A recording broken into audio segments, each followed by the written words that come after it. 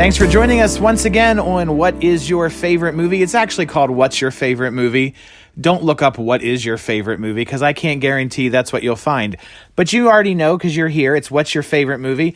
My name is Ed South, and I enjoy talking about movies so much that even though I don't have guests currently, I will sit in the studio by myself and talk to the microphone and talk to movies. But really, I'm not talking to movies. I'm talking about movies. I'm talking to you, my podcast friend. How's it going? Welcome to the show. Here's what we're going to do today. Now, you know, there's all these streaming services out there. And in fact, in one of our episodes, I think somewhere in the 20s, maybe the 30s, I think it was the 20s, we did one about Netflix and did a deep dive.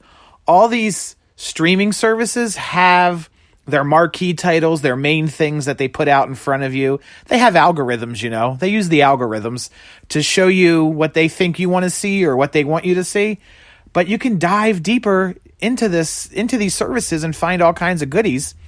And we did the Netflix, and I've had an Amazon Prime episode planned for so long that I've actually had to rewrite it 3 times, and I'm still not getting to it because today I thought we would do a Disney Plus deep dive, a Disney Plus treasure hunt. I don't have an official title, but let's just say it's a Disney Plus show, and we're going to talk about the newer streaming service, Disney Plus, and some of the goodies that you can find on there. You know that Star Wars is on there. You know Snow White and Frozen and Jungle Book are all on there, but I'm going to give you some of my deep dive personal recommendations because, as you know, I enjoy the Disney films. I'm quite a Disney buff, if I don't say so myself. So I thought now would be a good time. Maybe you're going to have a little extra free time at home to watch some movies. Perhaps you playing hooky from work, or maybe you have a cold or something like that, and you called out, or maybe you're under like a government issued quarantine for 2 weeks. I don't know how you roll, but maybe you have some extra time to enjoy some programming, and the streaming services are one of the ways to bring the movies into your home. So we're going to talk about Disney Plus, which just debuted November 12th of last year, 2019, and they have over 28 million subscribers so far. 28 million subscribers on Disney Plus. Can you believe that? I needed a drink already. So, as you know, Disney Plus is home to the Marvel library and Pixar and Star Wars and all the Disney animated classics. And we're going to dive a little deeper. And, man, I got a tickle in my throat. It is not, I don't think it's anything horrible, but it's just a little tickle. The Mandalorian is the big centerpiece marquee show of Disney Plus. That is a Star Wars series. It was excellent. If you've seen it, I really, really enjoyed it. But we're going to stick to movies today. We're going to talk about movies. And I divided it up into a couple of categories to hit. And I think the first one we're going to get to are binges.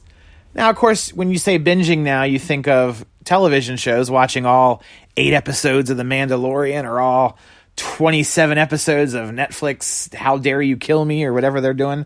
But how about some movie binges, some series of films that you can get into, maybe make a day out of it, watch a triple feature, and or maybe even more, who knows. And again, I'm a huge Disney fan, not just of cartoons, but all the movies. I love all the Disney films. And one of my favorite, it's a series. There's 3 of them. The third one's pretty weak, but the first 2 are super solid. Let me point you in the direction of the Honey, I Shrunk the Kids trilogy. There are 3 of these films. All 3 of them are available on Disney Plus. You've got Honey, I Shrunk the Kids, which is the first one from 1989. And that was followed by Honey, I Blew Up the Kid in 92. And then years later, they did a Honey, We Shrunk Ourselves. Now, all 3 of these are on Disney Plus. If you're not familiar with them, they star Rick Moranis, the wonderfully great Rick Moranis, as Professor Wayne Zelinsky. And in the first film, he's a wacky professor. He's a wacky inventor in all the films. In the first one, as the title suggests, he accidentally shrinks the kids. You know, honestly, now that I think about it, the kids shrink themselves. I don't want to give too much away, but you tune in. I just showed this to my kids. I think the studio is a little dusty is what the problem is. I don't think... I think the studio is just a little dusty. I just showed these to my kids, the first one, and they loved it, and I was so thrilled to watch it again, Honey, I Shrunk the Kids. And then a couple years later, they did Honey, I Blew Up the Kid, which is literally one of my favoriteest films of all time. So good, so funny. It has really, really cool special effects. I'm not one to talk about special effects. The special effects in Honey, I Blew Up the Kid are so cool. Plus, it's funny. It's got a great cast with the people from the original movie are in it, and then you got Lloyd Bridges is in it, and Kerry Russell is Mandy the babysitter. Man, oh man, that's a great film, Honey, I Blew Up the Kid. And then years later, they did Honey, We Shrunk Ourselves, which was made for DVD, and it is inferior to the other two. But go ahead and give yourself a triple feature right there, and they're all that third one is short, so. You're looking at, a decent afternoon full of movies with the Honey, I Shrunk the Kids series.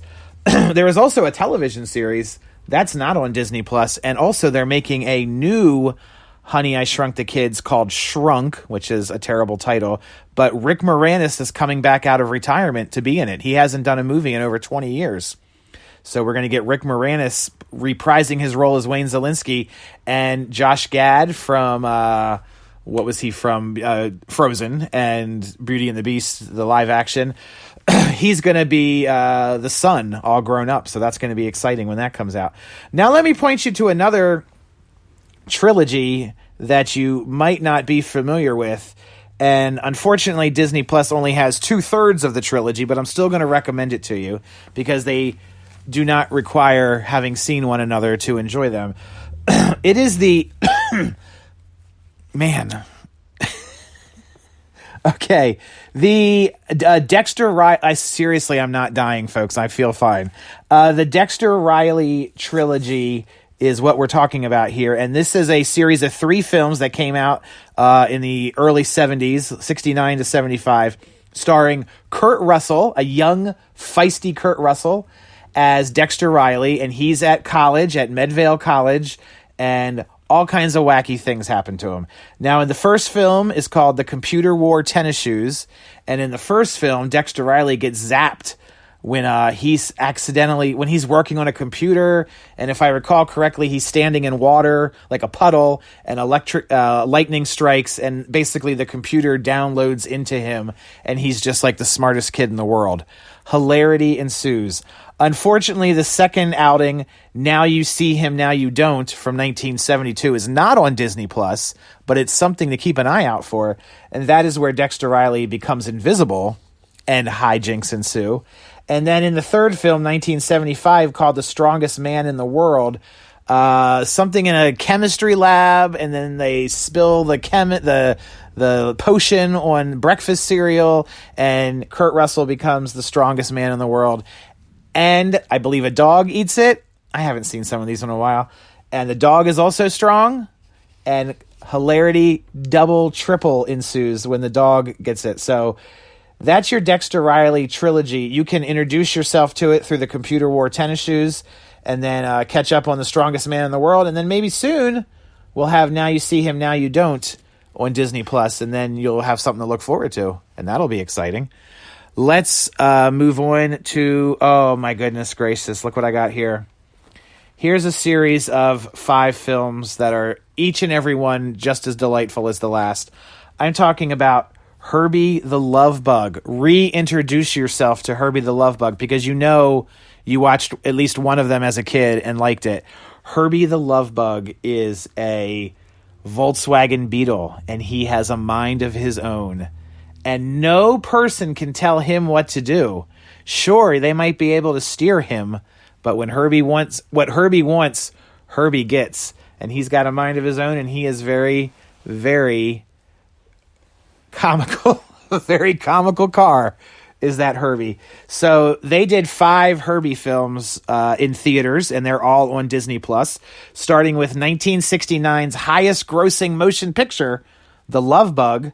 And then that's got Dean Jones in it, the wonderful Dean Jones, along with Buddy Hackett. Awesome. And then in 74, they did Herbie Rides Again, which is very, very funny. And that stars Ken Berry. 77, they did Herbie Goes to Monte Carlo, which is a little more of an epic film for the Herbie franchise. And that has Dean Jones and Don Knotts in it. Plus, Herbie gets a girlfriend in that one. Now, right? I mean, a car that honks by himself and drives where he wants to, and now he's got a girlfriend. Strap in for laughs, folks. Herbie Goes Bananas is from 1980, which pairs the wonderful Harvey Korman with his often paired up with person, Cloris Leachman. That's good stuff. And then in 2005, they did Herbie Fully Loaded, totally faithful to the series, brought it into the 2000s, and that's got Lindsay Lohan in it. And that was really good. Michael Keaton's in there. A whole bunch of people in Herbie Fully Loaded. That's a great film. So all 5 of those are available on Disney Plus, and you could binge all of those in an afternoon or a full day of watching movies and enjoy them. And I think your kids, they're a little, the first one is definitely slow. I think it's pushing 2 hours. It's a little drawn out, but the others are a little more tighter, and they're all very funny, slapstick and car chases and cars squirting oil at people. When Herbie gets mad, he'll squirt oil out of his tailpipe onto a bad guy's foot. And I mean, it's heartwarming.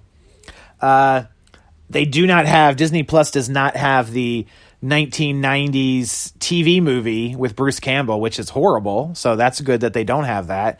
It kind of fits into the storyline. And there was a Herbie the Love Bug TV series in the early 80s. I'd love to see that pop up on Disney Plus. Would you, Ed? Would you? I would, and I would watch it. It was only a few episodes. Since we're speaking of Herbie, not necessarily some films that I love, but if your kids are into cars and you've exhausted the Herbie franchise, you could watch all 3 Cars movies are on there. Pixar's Cars with Lightning McQueen and the gang. Cars 1, 2, and 3 are all on Disney Plus.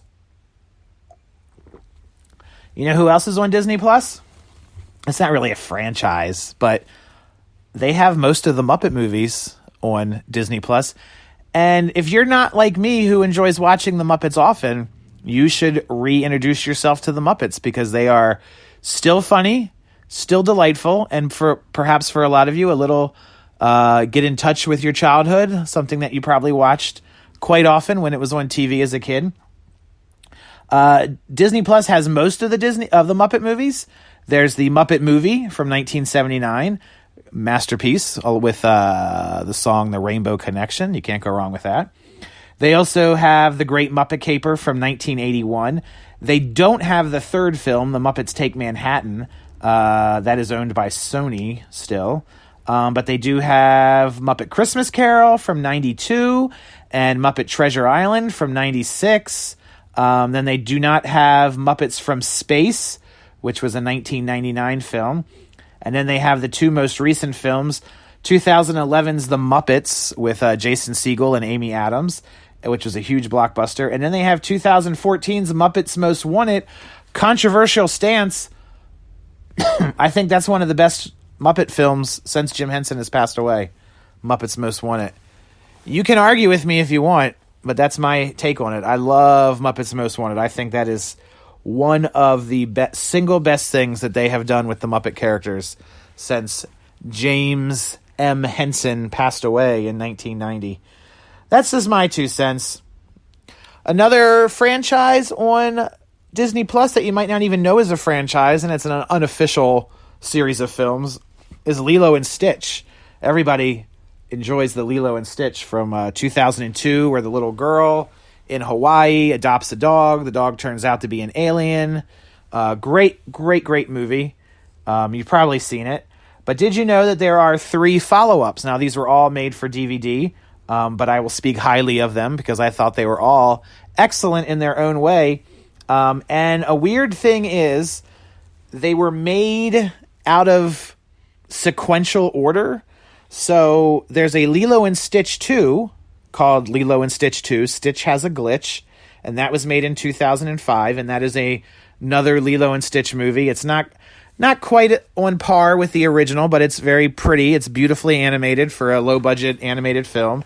And then so that was in 2005. In 2003, they made Stitch the movie, which, okay, so is this making any sense? It doesn't make sense. So basically they made the third one second, and then the second one third. But the fourth one is fourth, and the first one is first.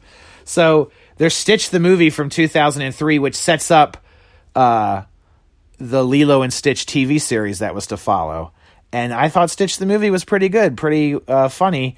And then when the series wrapped up, they made a movie called Leroy and Stitch in 2006, which I think is really, really a funny movie that they really kind of go all out in the comedy aspect. But I'm just rambling about Lilo and Stitch, and I don't know that you want to hear that necessarily. I mean, maybe you do. So they're all there. Check them out. You can watch them in order that they were made, or you can watch them in the order that they tell the story of Lilo and Stitch. I'm going to shut up about Lilo and Stitch and move on. All right, here's my last segment in the binge series, where there's some things you want to have a film festival of. Nature films. Literally, Walt Disney invented nature films. In the 1950s, people were not used to watching a film about animals, about nature, like real animals. Certainly Walt Disney got used to them watching talking animals, but people didn't watch films of animals doing their animal things. And Disney saw some live action footage that some college kids had shot of animals, and he thought that this would make a great idea. So over the years, he assembled several live action nature documentaries. They have a whimsical, Disney quality to them, but they are featuring mostly real footage of animals in the wild, and they give them a little narrative. Disney Plus has most of them available. There's The Living Desert from 1953, which is an excellent, excellent movie. And this is another one I just showed my kids very recently, and they were completely enthralled. It starts off a little slow, but it has a scene where like a tarantula and some kind of I forget what it was. Oh, what a great podcast this is, isn't it? It's got a really good scene, a fight between a tarantula and some kind of other bug or something, and it's really like a beetle or something. It's a drag-out fight. It's great. It's a great movie. I should have maybe researched that a little more. But they also have The Vanishing Prairie from 1954, which was a controversial film back in the day. It shows a buffalo giving birth. And those 1954 people went crazy. Like, what is Walt doing? We can't see that. It was actually banned in a few states or counties or whatnot. Some other old nature films they have. One's called Secrets of Life, which is all about nature. Then they did two that are similar. The African Lion and the Jungle Cat are both what they're called the True Life Adventures, the older Disney nature films. And they are available on Disney Plus. There's a couple of others that they're missing, but you got 5 there to get you going. And then what was really cool is later in the early 2000s, or actually it was mid to late 2000s, they came back with doing nature documentaries again under the banner Disney Nature. And there's a slew of Disney nature films out there. You may have remembered them coming out in the past few years. They usually come out on Earth Day. Disney Plus has a few of them, not all of them, but I highly recommend Monkey Kingdom, which is narrated by Tina Fey, and that's a really, really fascinating story about some monkeys that live in like some ancient ruins, and really, really good, funny, upbeat. Tina Fey's narration is great. And then there's another one called Chimpanzee, which is done by Tim Allen doing the narration, and that is also very, very interesting. And, they give the animals names and they make up a little story, but they use the real footage of the animals and you learn all about it. Super fascinating. Some other films they have that are good in the Disney nature film series are Bears. There's African Cats and Born in China, which has pandas in it. So those are all good choices. Little kids like those movies. Bigger kids should like those movies. They're very informative and entertaining. And Disney Plus, actually, I think they're moving the Disney Nature series over to Disney Plus. Last year, there was Penguins in the theater. And this year, or sometime soon, they're supposed to have 2 new ones, Dolphin Cove and Elephants. Those will be coming to Disney Plus. So again, something to look forward to. We're going to move on to another section of Disney films on Disney Plus that I want to talk about. And these are offbeat, unusual, or hidden gems located in the Disney Plus library. Hidden gems. Are you ready for this? So, I have the first film here, which I haven't even seen, but I want to point this out because when I saw the Disney Plus lineup officially announced, I thought it was really cool they were offering this movie. It's not even a Disney movie. It's Swiss Family Robinson. Now you're saying to yourself, Ed, I know there's a Disney Swiss Family Robinson. Yes, there is. There is a Disney Swiss Family Robinson. Walt Disney made a big epic version of Swiss Family Robinson in 1960. That is also available on Disney Plus. But when he made that movie, when he was making it, he went and bought the rights to a 1940 version of Swiss Family Robinson done by RKO Pictures. Walt bought the rights to it to avoid RKO re-releasing it and taking away from his version, and he didn't want there to be comparisons between the two films. So he scooped up Swiss Family Robinson and took it out of circulation for many years. In fact, it wasn't until recently that you could only just order it on DVD from Turner Classic. But now here it is on Disney Plus. So it's pretty cool if you're a super Disney nerd and want to check that out. It's Swiss Family Robinson 1940. It's in black and white, but I think you can handle that. But that's just a neat little piece of Disney history that has made it to, light. And that movie's been sitting in the vault forever, and they're finally doing something with it. Here's a really interesting film. This one is very rare, although they did put it out on DVD once, and I guess it's out on tape somewhere. But 1957 film called Perry. It is the one and only film that falls under the banner of True Life Fantasies, or True Life Fantasy, and this is similar to the nature films that I was talking about earlier. It features all actual footage, but instead of telling a fact-based story, they make up a very Disney cutesy little story about a little squirrel and his adventures in the forest and with the other animals, and it's all made up of, live action nature footage, but this tells a narrative story from beginning to end about Perry the squirrel. So that's something else that's unusual that you can check out. They don't do that much anymore. Most nature films that are family friendly, kid oriented, kind of follow in the Disney tradition that they started about, giving the animals names and telling a little story that relates the facts. But this is like a completely movie story. Perry, 1957, Perri. Don't look up Perry, although you'll probably find it, but you got it. All right. These are just unusual things that are on Disney Plus. I'm digging deep here. Here's one for you. And this is the first thing I watched when we got Disney Plus back in November. Case Busters. That's right, folks. Case Busters from 1986. This was either a Disney Sunday night movie or Wonderful World of Disney back in the time. And it's a simple little story about two kids, and their dad is a detective, or their uncle or grandfather or something, and they want to tag along with him, and he's like, no, it's too dangerous. And then they go and get their own case, and they go and solve a case. Why am I bringing up this movie besides it sounds like garbage? Simply because it was directed by Wes Craven, the guy who's went on to become a horror legend, but he did this silly little kids movie after he did Nightmare on Elm Street, the first one or two Nightmare on Elm Streets. He directed this kids film called Case Busters. So if you want to bust some cases, check out Case Busters on Disney Plus, directed by Wes Craven. Here's another great film, 1995's Heavyweights. This is a strange movie. It is a Disney film. It is about a summer camp for fat kids, and it starts off very much like you would expect a Disney movie, like a Disney version of Meatballs almost. And what's kind of weird about this film is that it has Ben Stiller in it, and he played. And I'm trying to think of the guy's name, and I should have wrote it down because I didn't, because I thought I would remember.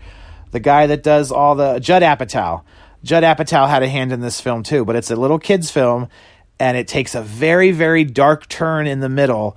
Ben Stiller plays this guy who buys the camp and wants to turn it into, instead of just like a little Meatballs style camp, he wants to turn it into this big weight loss program with infomercials and all this stuff. And it really, really takes a bizarre, dark turn in the later part of the film, and it's kind of like a Lord of the Flies or one of those films where like the kids stage a revolution kind of thing. It's really, really weird. And then by the end, it goes back to like a go-kart chase and cheering and screaming and hugging dads and stuff. But if you want to see a really, really bizarre, funny, it's really funny. And there's a lot of familiar faces in it. Paul Feig is in it. Jerry Stiller is in it. Heavyweights, 1995. Great movie. Great movie. My friends and I often quote it. Here's another. I got 2 documentaries for you that are unusual. America's Heart and Soul. This is a movie that came out in theaters in limited release, and it's almost like like at the end of the news, they'll do like a human interest story of just like some guy in town who paints faces on barns. It's like 90 minutes of those kinds of stories. They're all really, really brief, and it's just about people in different parts of America doing their thing. It's a really unique, neat idea for a movie, I think. It's called America's Heart and Soul. Check it out. It's really cool. Sometimes I watch it like on the 4th of July. It's just got a nice, like, Americana feel to it. I think you'll like it. It's from 2004. There's also another great documentary if you're into Disney that a lot of people don't know about. It's called Frank and Ollie. It's about Frank Thomas and Ollie Johnston. They are 2 of Walt Disney's 9 old men, his original animators. And this is a really, really sweet tale about not only the history of each of them with the company, but their friendship during the animation days and then afterwards, and their friendship and what they did in retirement and all their various hobbies and interests. And of course their hobbies were on a grander scale than most because they had quite a bit of money after working on so many legendary Disney films. So that's my offbeat, unusual, and hidden gems section. I'm going to hit you up with about 10 or 11 more, and then I will let you go about your day and go listen to that other podcast with production values and content that you like so much. But here's just 10 more random films on the platform that I would like to point you to. Remember, I have bizarre tastes in film, as you might know, but these are all some good films. First of all, we have The Biscuit Eater from 1972. The other thing is people think they know every Disney movie. Oh yeah, Lady and the Tramp, Fox and the Hound, The Shaggy Dog even. And then you say, what about The Biscuit Eater? No, you haven't heard of The Biscuit Eater. Really sweet film about 2 little boys, and they take a hound dog, an old hound dog that they find that gets into trouble, and they turn him into a champion bird dog. There are at least 20 movies by Disney of kids that find a runt mongrel animal and turn it into a award-winning animal. But this one I like a lot, The Biscuit Eater from 1972. Stop the presses right now and jot this down because you're going to want to see this motion picture, which I think I've mentioned before on this program. Blackbeard's Ghost. Holy crap, this is a great movie. You have the wonderful Peter Ustinov, great actor, and he plays, wait for it, the ghost of Blackbeard. And Dean Jones is a college track coach, and as in all Disney movies, he's a losing track coach, and he somehow summons the ghost of Blackbeard the pirate, and Blackbeard the pirate, why not, helps the coach win track meets. It's a great movie. You got to watch it. It's really, really funny. Blackbeard's Ghost, 1968. It's also got Suzanne Pleshette in it. I recommend it. Wait, do I love this movie even more? Maybe. This is a sentimental favorite. I used to watch this on HBO way back in the day when HBO showed Disney movies, and whenever Snowball Express was on, I would stop what I was doing. I'd put down my He-Man figures or my Viewmaster or my Rubik's Cube and watch the ever-living hell out of Snowball Express. This movie is about Dean Jones once again, and his wife is Nancy Olson, and they inherit a ski lodge, a dilapidated, rundown old ski lodge, and he's going to make it work. And the best part of this movie is at least half the running time is devoted to Dean Jones flying down a hill on skis backwards, yelling and screaming in front of a green screen. Have I sold it to you? Check out Snowball Express. It's a great, great comedy. You will love it.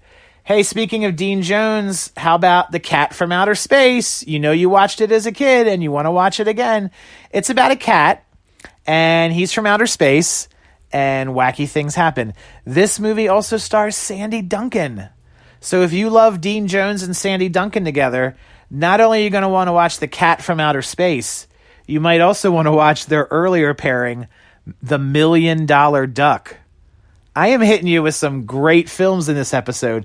Cat from Outer Space, $1 Million Duck. Both with the raw acting energy of Sandy Duncan.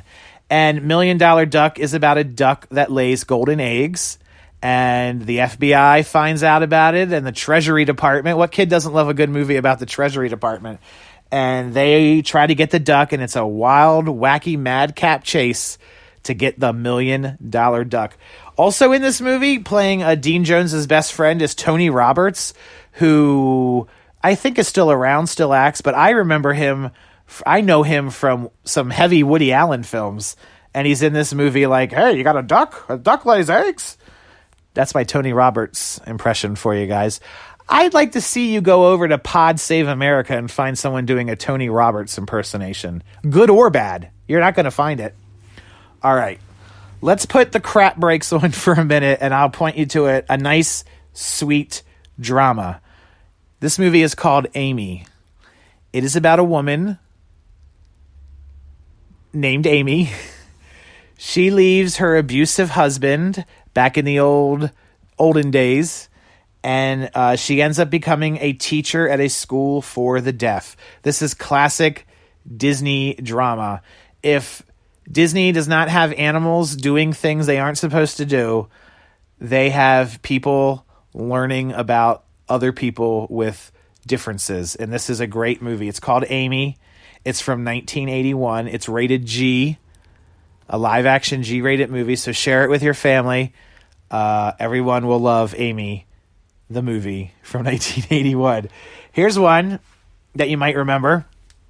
Mr. Boogedy. 1986, Mr. Boogedy. This was another TV movie. It was really popular when it came on, and it's about a family that moves into a haunted house, and they meet the ghost, and his name is Mr. Boogedy, and he does wacky, wacky things. Bonus, the little boy from Alf, Brian, is in it. Right before he was on Alf, he was in Mr. Boogedy. This is a rarity in the Disney canon. I think they put it out on DVD recently, but it's been out of circulation for a while. So if it'd be good for like a kid's Halloween party if y'all want to watch some Mr. Boogedy. Here's another great one that's on here. Big Business from 1988. It stars Lily Tomlin and Bette Midler, and they play twins. They each play twins, and they were mixed up at birth. So there's a Bette Midler and a Lily Tomlin living in the country, and they're country folk. And then there's a Bette Midler and Lily Tomlin who think they're twins living in the city, and they wear fancy clothes and they go to high-rise buildings, and then somehow they meet, and the craziness of the four of them, of two Bette Midlers, two Lily Tomlins, all in one movie. My oh my! It's directed by Jim Abrams, who made Airplane, who was 1/3 of the directing team of Airplane, and the three of them have a few other credits where they were not doing wacky airplane style movies, and this is one of them, one of the better ones. Big Business. And the tagline in Big Business is, "Two's company, four's a riot." How can you turn that down, right? Let's blast through a few more real quick. On Disney Plus, I got to zoom through these. DuckTales the movie, Treasure of the Lost Lamp. A really good narrative extended adventure of the original DuckTales gang from 1990. That's a great one. Cheetah from 1989. It's about two kids who live in Africa for the summer, and they adopt a pet cheetah, and then they have to train it to go back out into the wild. It's just another sweet little innocent G-rated Disney movie. It's a very, very favorite of mine. Love that movie, Cheetah. Saw it in the theater when it came out in 1989. How about a double feature of That Darn Cat? You can watch the 1965 version with Dean Jones and Haley Mills, noted for one of the few Disney comedies where the crooks are like legitimate bad guys. They're not stupid dum-dums. They're like really real bad guys that pose a threat, because you care. And then there's a remake in 1997 of That Darn Cat, which is kind of like X-Files light. It was kind of supposed to be like a little science fiction-y version of That Darn Cat, and that stars Christina Ricci, and it was directed by the guy that gave us Spice World. So you can check out both versions of That Darn Cat, 65 and 97 on Disney Plus. And finally, I'm going to leave you with this great title, Unidentified Flying Oddball. That is a title of a movie, folks. Unidentified Flying Oddball. This is about an astronaut and his robot buddy who go up in their rocket, in their spaceship, and they accidentally somehow crash land back in time in medieval England. And you can imagine all the scenarios that happen when these poor people living in a castle try to figure out what to do with this guy flying from outer space in a spaceship. I know I haven't sold some of these films to you, but that's just an idea of some of this stuff. And you know, if you look up one of these movies, you can go over on Disney Plus. It says similar or recommendations, and you can find other movies. So maybe that's a way to find some other stuff that you want to watch while you're sitting around watching movies on the Disney Plus platform, streaming service. And that's going to bring us to the end of another quiet episode of What's Your Favorite Movie? I want to thank you for listening. And if you're still here, bravo to you, my friend, for listening all the way through. You know where to find us. Facebook, Twitter at WYF Movie Podcast. Instagram is also a place that you can find us. And if you want to find us on some different platforms from where you usually listen, we are on the Apple Podcasts app. We're on Google Podcasts. You can find us on Spreaker, iHeartRadio, Spotify, and so many, many more. What would be a great help? Not only is if you told your friend, hey, do you want to hear this guy ramble on about Disney movies for 35 minutes? You can do that. Or you can leave a review on Apple Podcast or anywhere else. It helps bring the show up in the search bars. So if someone's like, hey, is there any podcasts about the Biscuit Eater? This might be the one they find. This might be it. And I would thank you so much for doing that. So yes, rate, review, subscribe, all that good stuff.